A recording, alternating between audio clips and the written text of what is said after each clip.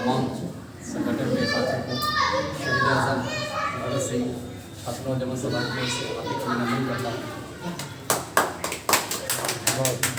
आज 10 दिसंबर विश्व मानवाधिकार दिवस है। ये मानवाधिकार दिवस हमें मनाने की जरूरत क्यों पड़ी? कहीं ना कहीं हमारे जो अधिकार हैं उनका हनन हो रहा है, और अभी नहीं, शुरू से ही हनन होते आ रहा है। आम आदमी को कहीं ना कहीं अपने अधिकारों के बारे में पता नहीं है और ना उसे जानकारी कोई दिया जा रहा है। इस वजह से कहीं ना कहीं उन अधिकारों से वंचित हो रहा है और उनके अधिकारों का हनन हो रहा है और उनके ऊपर अत्याचार हो रहा है। अगर सही मायने में अगर आपको जानकारी हो, ना कोई आपको दबा सकता है और ना आपको कोई अलग से कोई प्रेशर देके आपको किसी भी तरह से दबाव में डालकर आपसे गलत नहीं करवाया जा सकता है। अभी की हालत देखते हैं कि कोरोना काल में सारे लोग परेशान हैं और इस कोरोना काल में कहीं ना कहीं देखा गया है कि मानवाधिकार का भी हनन हो रहा है।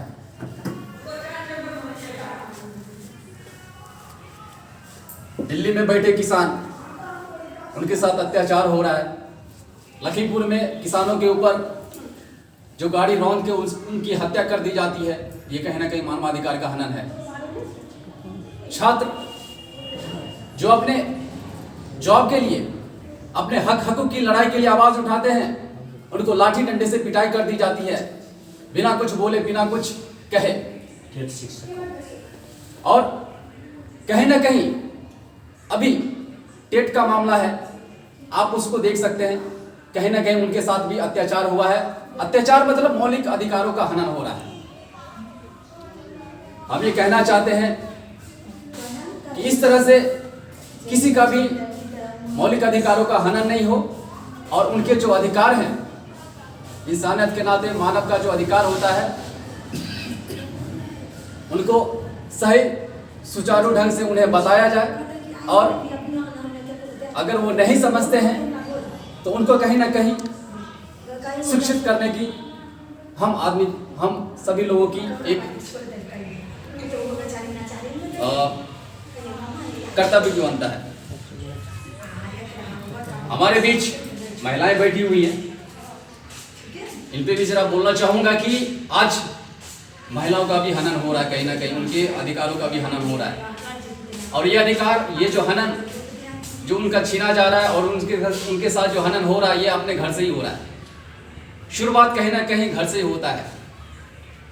हम रोड पे या बाहर कहीं और बोलते हैं कि हमारे अधिकारों का हनन होता है, लेकिन नहीं, जब तक हमें घर से अगर सही शिक्षा नहीं मिलेगा, सही दिशा नहीं मिलेगा, हम आगे कहीं ना कहीं इसी तरह का हनन का शिकार होते रहेंगे।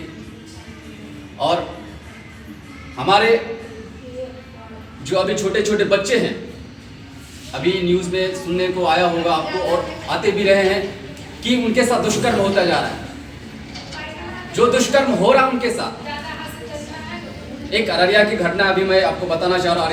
अररिया का जो घटना हुआ, उनका आवाज उठाने के लिए आज तक कोई नेता नहीं पहुंचा है।